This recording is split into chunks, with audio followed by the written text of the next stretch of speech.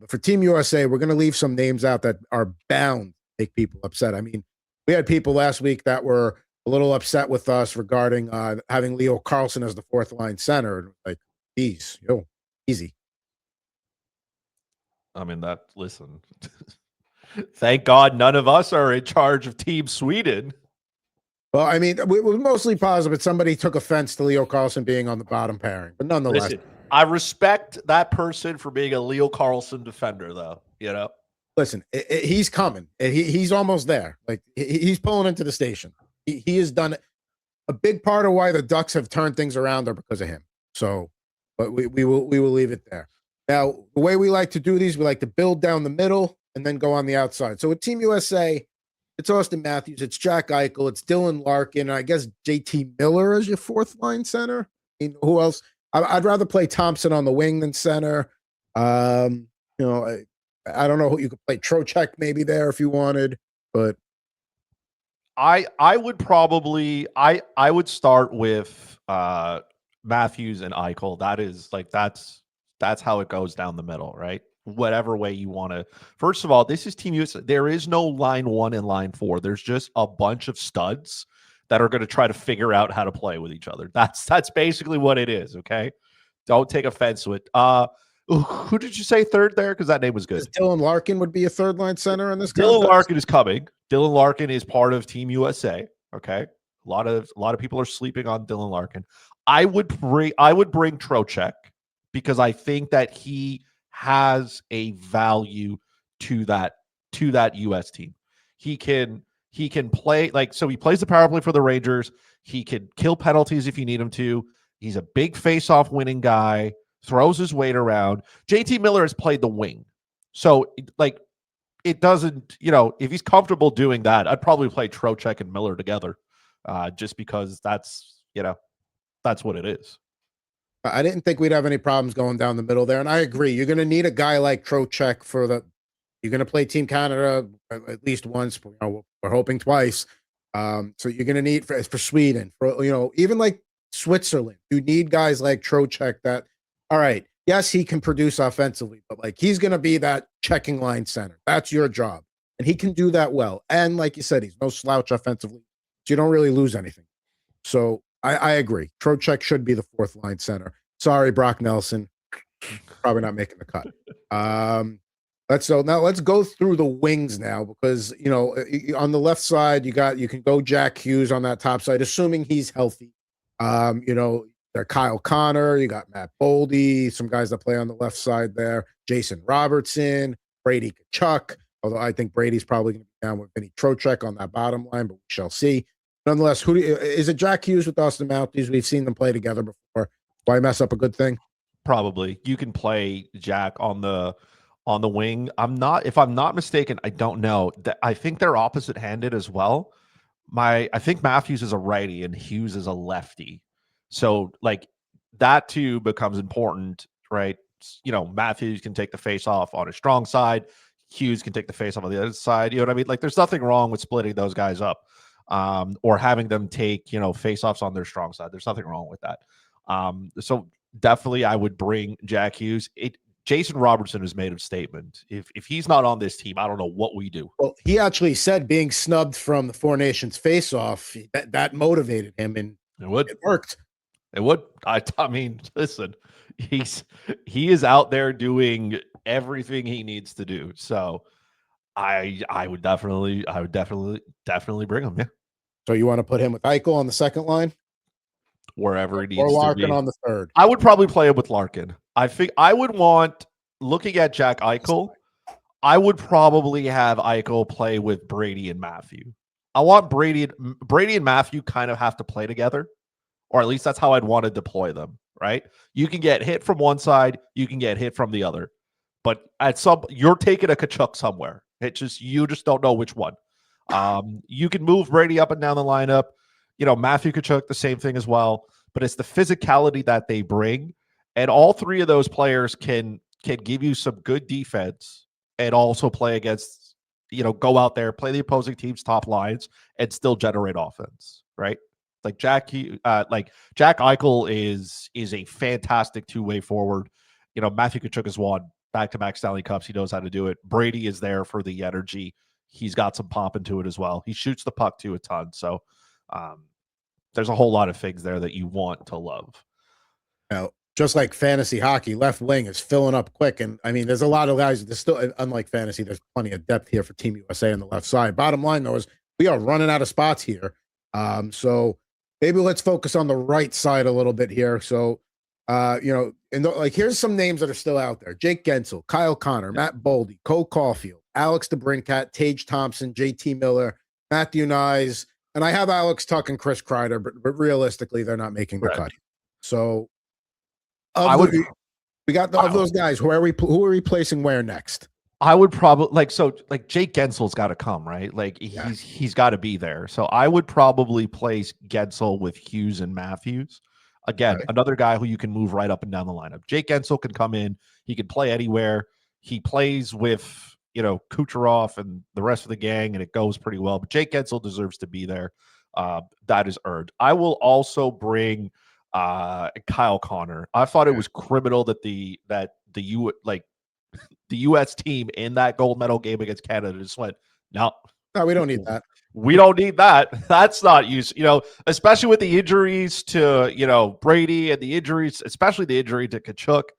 I'm not going to take anything away from Brock Nelson, but homie, like Kyle Connor is him. It was quite interesting for him to for them to just be no. I would definitely bring Tage Thompson. And again, I would probably play with Robertson and Larkin. A big body, right? Can drive the net. He can score. He can pass. Lots of good things. Cotter, Trocheck, I'd probably finish that off with JT Miller just because I feel like he's got to be there. So your boy Boldy's not going to be in the starting lineup. I would bring the Brincat. I would those guys. I do believe that Caulfield deserves to be part of this team. I don't know if he's going to play every night though, right? Or at least every game. And the reason is if I'm looking at some of these guys ahead of him, right? Like Caulfield is a great player. He can play 200 feet, and he's not just driven by what Suzuki does. But are you telling me that he's better than Jack Hughes? No. Is he better than, Jason Robertson? No. Is he better than Kyle Connor? No. Is he better than Jake Gensel? No. So, it's hard to find a spot for him. And then I don't want to bring Cole Caulfield there to play the defensive role, right? Correct. I don't want him to go out there and be like, hey, welcome here, try to defend, Connor McDavid and Nathan McKinnon. That's, what I mean? That's not his role, and that's not what I want him to do. And the same thing for Boldy. I think both those players will be part of this team because you could carry 13 forwards or something, 13 or 14. So if I could carry two extra ones, I'd probably carry Boldy and Caulfield. I would fill out that right side with Miller, and then Boldy and Caulfield and whatever. See, I can't believe I'm gonna argue against the Ranger here. I think Alex DeBrincat has had a better year than JT Miller has, and can kind of play that same role a little bit where he brings a little bit of a heavier game. Maybe that's not his A, but that's definitely his B. And, watching Miller this year, I mean, maybe he gets over to the Olympics and all of a sudden it just fires him up. But I don't know, man. I almost think the Brincat has played his way into that spot over JT Miller. If things had gone the way everybody expected coming into the year, then yes, I would say Miller over the Brincat, but I think he's kind of played his way there. I just like that Miller has the dual position eligibility. He can play the power play. He can play the penalty kill. But at the same time, if he doesn't eat up the ton of minutes that he needs, he can still be effective. Maybe he does, some of these guys are going to play 10, 12 minutes a night. You know what I mean? That's way down from what they're usually playing, right? These guys are all elite players on their team, right? So you have to be able to bring guys and say, hey, this is the role we're giving you. And you got to be able to excel in that role. So the compromise I'm going to make with you with the forwarded group here is you got to decide between Boldy or Caulfield because the Brincat's coming. So one of those two guys for the extra other forward spot. I'm not leaving Cole Caulfield off this roster. Okay. Not leaving him. So I mean, it's going to be weird when you go to the Minnesota Wild Christmas party this year. And, you have to Listen. talk about it. Listen. Here's what I'm going to tell Matt Boldy. You absolutely wanted to bring DeBrincat. That's it. I would have listened. Oh, so you're going If to if I'm on a flight with Alex DeBrincat, I'm just gonna be like, buddy, listen, it's, it's like, go, the gift you're giving is to Adam. It's certainly not to me, but Oh, so there we go. Maybe DeBrincat ends up playing on a spot with Thompson. Maybe you move Tage down. I don't know. Maybe Miller doesn't make it, but I think after Tage kind of got snubbed last time, I think you got to bring him this time. I just feel like it's a lot to leave a guy who can play center, big body, skates well, right? Shorter ice, like he could contribute. He could contribute. Listen, I'm not upset with with those 4 lines. Those lines can roll all night, no problem. That's fine. That's scary. When Kyle Connor is left on the left wing on your 4th line, pretty good. You're doing okay. You're doing okay, I think. We'll see how Canada goes next week when we get to. Now we got to get to the defenseman here. Now Adam Fox at last check. I want to see when his update, if there's any update on his return here. I mean, is he going to be back for the Olympics? I mean, I don't think so, but I would still have him there though. He makes this team if he can play. All right. So how about we have him as the extra for the defenseman? Okay, we'll put him as the extra. So somebody will get his spot for now. But I mean, Fox is there no matter what. So Adam Fox is going to be an extra just because we don't know health wise. And can you bring 2 defensemen? I think it's or is it 3 1? I think it's 3 extra skater spots. 3 extra skater spots, regardless of what they are. Okay, that makes sense. Maybe the Olympic. I mean, every tournament's different with what you can carry and what you not. All right, so I guess we're starting Quinn Hughes here, left side. That makes sense. He can get an early jump on playing with his brother Jack. I'd bring Zach Werenski. I think that's an easy one there. Yeah. Then it would, I would. Charlie McAvoy is probably there as well. Jacob Slavin back in the lineup tonight. Good for him. Yes, his jaw's here. To me, I feel like Jake Sanderson deserves to be there. He can play both ways. Jacob Slavin as well. I mean, Slavin was an absolute beast. Slavin has to be. He's probably on the 3rd pairing, but he has to be. He's, he can play the role that you need him to play. He can eat up those big minutes, play against the opposing team's best players. You know what you're getting out of him. So nothing wrong with that. All right, so let's look at so we got Quinn Hughes there. We have Adam Fox on the list as the extra. Werenski. You said Jake Sanderson, left side or right side? I forget about him. I think he plays left. Let's verify here. I think right. I think he's a left-handed shot. So there we go. So there's your 3. Now we said Charlie McAvoy on the right side there. Charlie McAvoy on the right for sure. And we said Slavin's got to take one of those slots. So we're already at last spot here. So I mean, candidates include Lane Hudson, Luke Hughes, Jackson Lacombe, Brock Faber. I believe that they bring Seth Jones. I think they bring the experience, and that's what they want. I think, I agree. I mean, you can make the argument for Luke Hughes just because, hey, you got a chance to have all 3 Hughes brothers on the same team. Right. And if Adam Fox is definitely not going to be there, for whatever, he can't return in time, then yes, I think I would agree. I'd probably take Seth Jones. I would move Slavin up. I'd make Seth Jones on the 3rd pairing there. I feel like it's going to be Seth Jones. Not that Jackson Lacombe can't do it. I think it's important that he was that he was brought to this. I mean, Brock Faber has been a little bit all over the place. So he's having a little bit of a resurgence this year. It's going well, but where are you going to deploy him most nights, right? He's not playing the power play. I don't know if he can eat up those heavy minutes. I would love to see Lane Hudson go. I just don't think that they're ready. I don't think Team USA is ready for him and what he can bring. I think he can defend very, very well. He skates great, right? Great edges. He can definitely, he can play with some of those best players. The problem is you probably have to play him with someone who's a little bit more, I would say defensively responsible, but somebody who's going to play defense first. And I don't think they're going to pair him with someone like Slavin and have to give him those extremely tough matchups. I just don't think they're going to do it. So And again, he's probably not going to quarterback any of the top units. That's going to go to guys like Hughes and Werenski, as it should. So it's trying to complete the rest of your lineup with what you can bring. And again, for anybody that might be catching this video in the middle and like, how is Adam Fox extra? Because of his health. And we agree that if he cannot go, it's probably Luke Hughes, right? Over Lacombe, over Faber, over Hudson. I would bring Hudson, even if he doesn't play every game.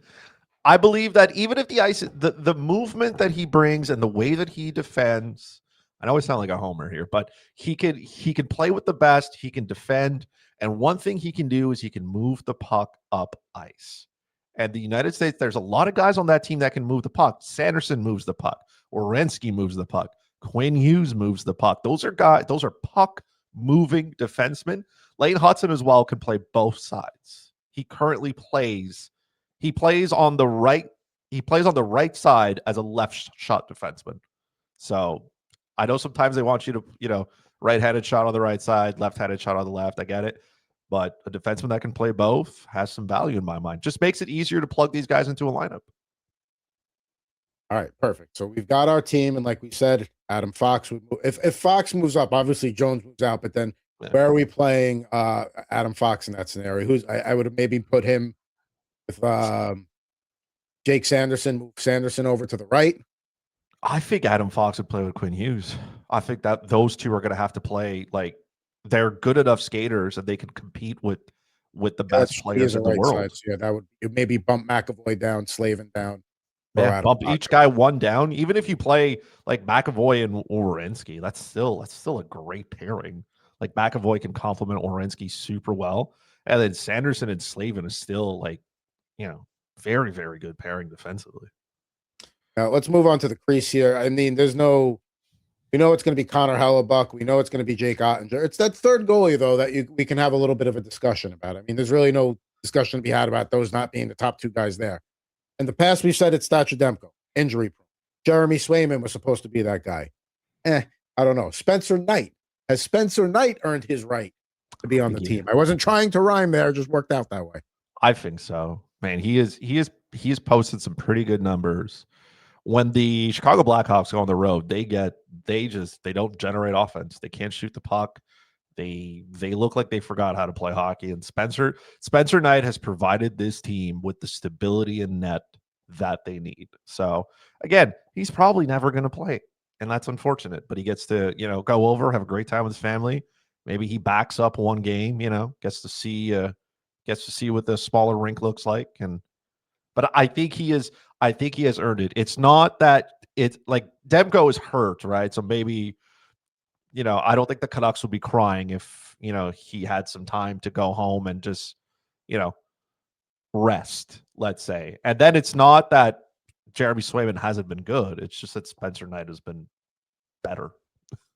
Yeah, I think that's the right way to approach it there. And it's like, listen, nobody's going to sit here and make an argument for Thatcher Demko. I don't think anybody here is going to beat the drum loudly that Jeremy Swayman should go over Spencer Knight. I mean, they probably have equal teams playing in front of them right now. I mean, in terms of, blue lines and forward groups. But yeah, Spencer Knight has earned the right. So there we go. Looking for the top line, it's Austin Matthews centering Jack Hughes and Jake Gensel. Jack Eichel centering the second line between the Kachuk brothers. Third line, Dylan Larkin centers Jason Robertson and Tage Thompson. Fourth line, Vinny Trocheck. He's centering Kyle Connor and JT Miller. Extra forwards are Alex DeBrincat and Cole Caulfield on the blue line. Quinn Hughes on the left side. Charlie McAvoy on the right. If Adam Fox is healthy, he would take that top pairing spot, and McAvoy would bump down onto the second pairing with Zach Werenski. Although for now we have Jacob Slavin on the right side. He would bump down to the third pairing with Jake Sanderson, with Seth Jones being there right now, but he would be the guy, the extra defenseman, if Adam Fox were able to play, which it is looking like he will, but you never know. You don't want to rush a guy back. The Rangers know their season hangs on him, so it's like trying to find that balance of giving him time off, but not giving him so much time off that, it starts to hurt you in the standings. I mean, the Metro right now, it's still Carolina, Washington. We'll get to that matchup in a few minutes here, but it's still the NHL, 3 out of the 4 divisions, like we've discussed, is pretty wide open right now. And then in the crease, Connor Hellebuck, Jake Ottinger, and Spencer Knight. any buyer's remorse here? Anybody that we left out that maybe besides Lane Hudson, anybody else we should have thrown in? It's sad that we couldn't find a spot for Matt Boldy.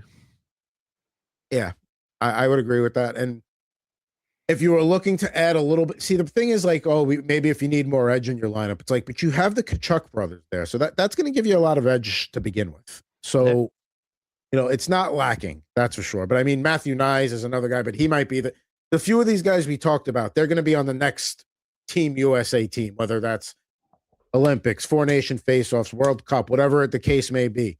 Some of those guys are going to start seeing their names go on there, as the next couple international tournaments. Like Jacob Slavin can't play his style of hockey forever. Charlie McAvoy, I mean, the guy's coming back from a broken orbital bone or whatever, cheekbone, whatever he had. That was pretty impressive. He's going to be back tonight in the lineup too. So, good Team Finland, Team Sweden. You can check those videos out on the YouTube page.